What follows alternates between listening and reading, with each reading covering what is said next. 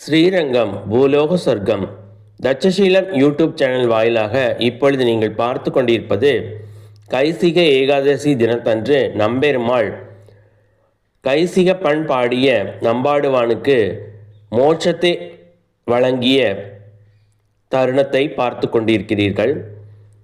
திருக்குறுங்குடி என்ற ஊரில் உள்ள பெருமாளை தினமும் பாணர் குலத்தில் வந்த ஒருவன் பாடி சிறப்பித்து கொண்டு இருக்கிறார். அவர் ஒரு நாள் பிரம்மராட்சசனிடம் மாட்டிக்கொண்டு விடுகிறார். பிரம்மராட்சசனை விட்டு விலகி நம்பெருமாளை சென்று சேவித்து கைசிக பண் பாடிய பிறகு திரும்பவும் பிரம்மராட்சசனிடம் வந்து அவருக்கும் மோட்சத்தை வழங்கிய தினம் இன்று.